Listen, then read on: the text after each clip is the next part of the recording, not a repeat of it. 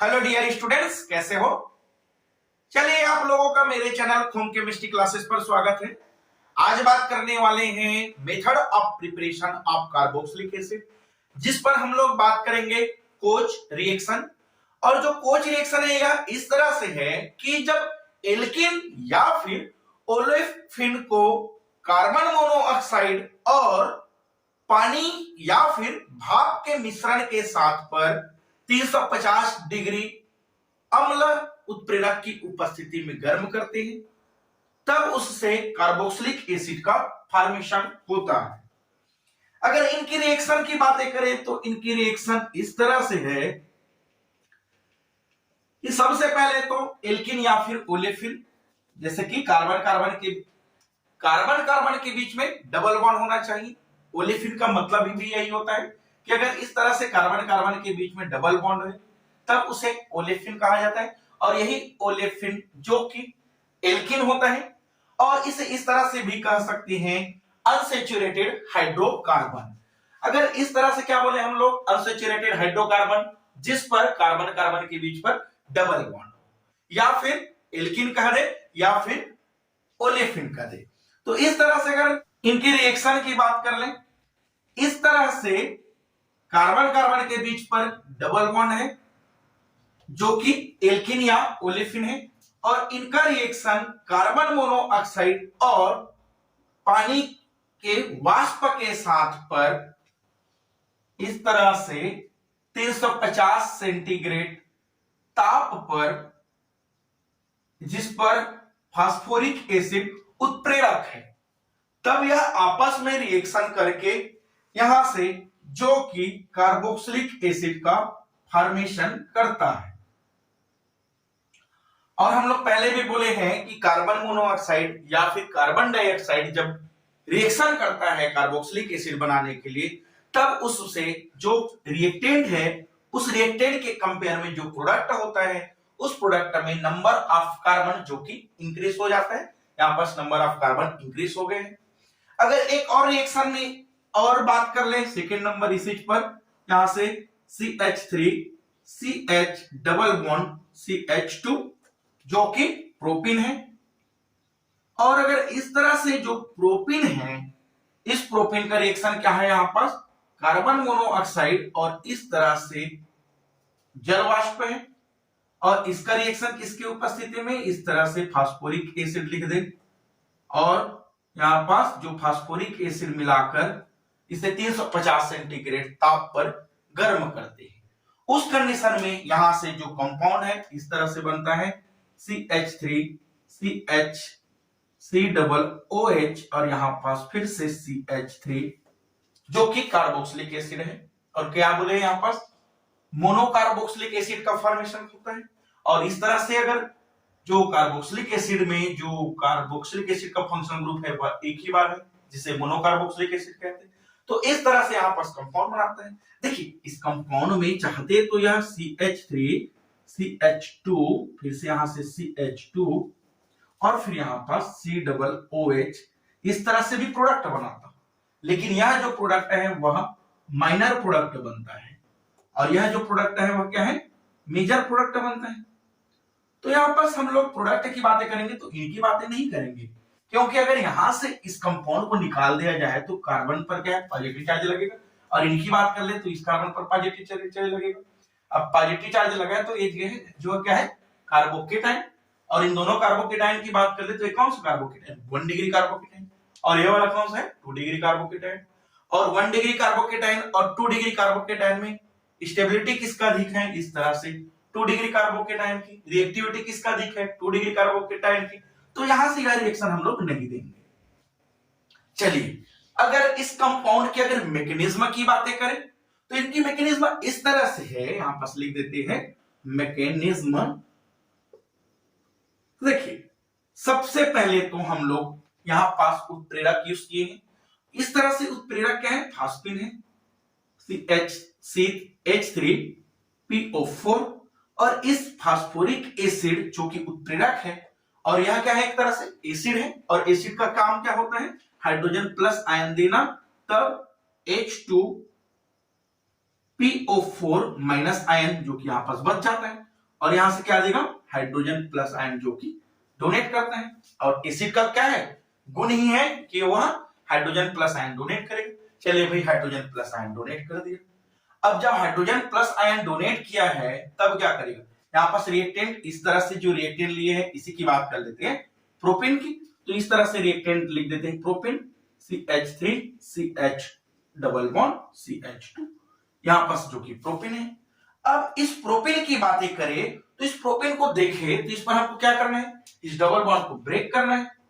अब double bond को break करेंगे तो पॉजिटिव और नेगेटिव चार्ज जो लगने वाला है इस पर, कैसे, देखिए डबल बॉन्ड ब्रेक होगा यानी कि यहां पास कौन सा है, मेसोमेरिक हो जाएगा। मेसोमेरिक में क्या होता है, यहां से पाई बॉन्ड है और यह पाई बॉन्ड जो कि ब्रेक होगा। ब्रेक होगा कैसे होगा, पाई बॉन्ड पे ब्रेक, यहां से जो पाई बॉन्ड वाला इलेक्ट्रॉन है वह इस कार्बन की ओर विस्थापित हो जाता है, तब इस कार्बन पर क्या है, नेगेटिव चार्ज आ गया। अब आप सोच रहे होंगे कि यह जो बॉन्ड है वह इस ओर क्यों विस्थापित नहीं हो रहा है। अगर सोचिए, अगर यहां से अगर कार्बन पर जो पाई बॉन्ड है इस कार्बन पर विस्थापित होता, कार्बोकेटाइन इस कार्बन पर होता, लेकिन हमें पता है अगर कार्बोकेटाइन यहां पास हुआ तब कौन सा डिग्री बन रहा है, 1 डिग्री कार्बोकेटाइन। और अगर पाई बॉन्ड इस कार्बन की ओर जा रहे हैं तब पॉजिटिव चार्ज कहां पास लगेगा, इस तरह से यहां पास लगेगा, तब कौन सा डिग्री बनने वाला है, कार्बोकेटाइन, 2 डिग्री कार्बोकेटाइन। और स्टेबिलिटी किसका अधिक होता है, 2 डिग्री कार्बोकेटाइन की, तो बस 2 डिग्री कार्बोकेटाइन बना लेगा। तो यहां पास पाई बॉन्ड जो कि इस कार्बन में ना होकर ट्रांसफर इस तरह से इस कार्बन की ओर ट्रांसफर होने वाला है, जिस वजह से यहां पास इस कार्बन पर नेगेटिव चार्ज है और यहां पास कार्बन पर पॉजिटिव चार्ज आ जाता है। तो इसे इस तरह से लिख देते हैं, CH3 CH single bond CH2, यहां पास क्या रहा, माइनस चार्ज और इस जगह में क्या है, पॉजिटिव चार्ज। चलिए ठीक है, अब क्या करें, यहां पास जब पॉजिटिव चार्ज और नेगेटिव चार्ज, या फिर इसे लिख देते हैं partial positive charge, partial negative charge भी डिनोट कर सकते हैं। अब इसका रिएक्शन जो कि हाइड्रोजन प्लस आयन यानी कि अम्ल उत्प्रेरक की उपस्थिति में रिएक्शन करनी। अब अम्ल उत्प्रेरक के उपस्थिति में अभिक्रिया किया तब उस कंडीशन में यहां से जो माइनस चार्ज है वह हाइड्रोजन प्लस आयन की ओर चले जाएगा, तब कंपाउंड क्या बना लेगा, CH3 CH single bond CH3, यहां पास एक हाइड्रोजन जो कि यह ग्रहण कर लिए और कार्बन पर क्या है, पॉजिटिव चार्ज। तब यहां से जो कंपाउंड है जो कि कार्बोकेटाइन बना लिया। अब कार्बोकेटाइन की स्टेबिलिटी क्या बोले थे हम लोग, जो कि 3 degree 2 degree 1 degree,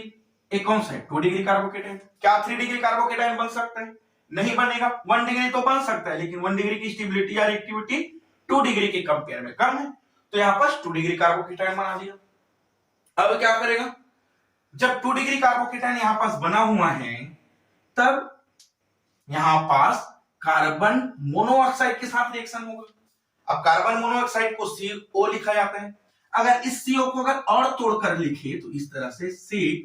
triple bond O। अब ट्रिपल बॉन्ड O और यहां पास ऑक्सीजन पर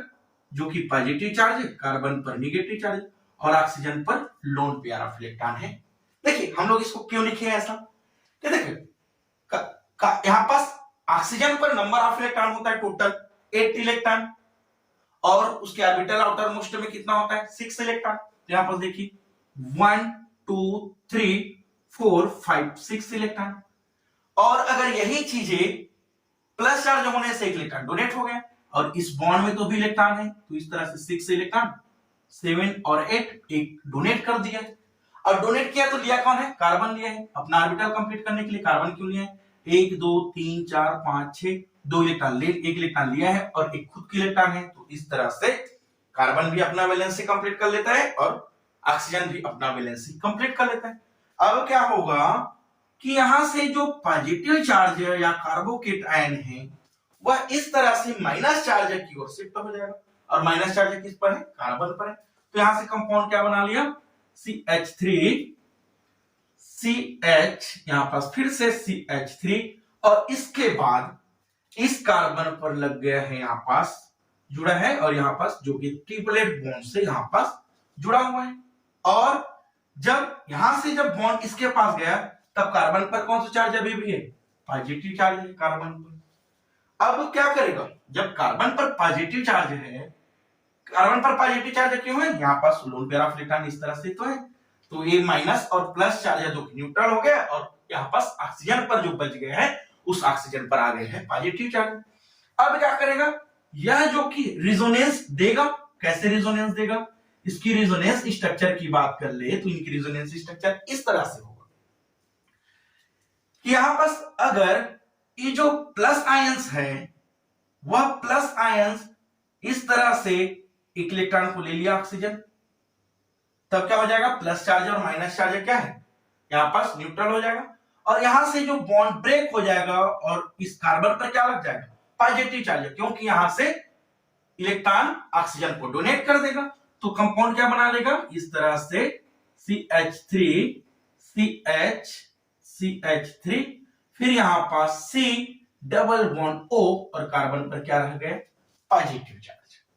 अब जो कि कार्बन पर पॉजिटिव चार्ज आया है तो क्या करेगा, फिर से अभी भी हम तो बोले थे यहां पास कार्बन मोनोऑक्साइड यूज हो गया है, एसिड भी यूज हो गया, बचा क्या है, यहां पास जो जल वाष्प है वह बच गए, तब इनका रिएक्शन जो कि इस तरह से जल वाष्प यानी कि H2O के साथ रिएक्शन कर लेगा, और H2O में ऑक्सीजन में क्या है, लोन पेयर ऑफ इलेक्ट्रॉन है। अब लोन पेयर ऑफ इलेक्ट्रॉन है तो लोन पेयर ऑफ इलेक्ट्रॉन को तो जो कि डोनेट कर सकता है, तो यह लोन पेयर ऑफ इलेक्ट्रॉन इस कार्बन की ओर चले जाता है, तब क्या बना लेगा, यहां से CH3 CH, फिर यहां पास CH3, यहां पास क्या है, कार्बन, इसके पास डबल बॉन्ड, फिर इस कार्बन पर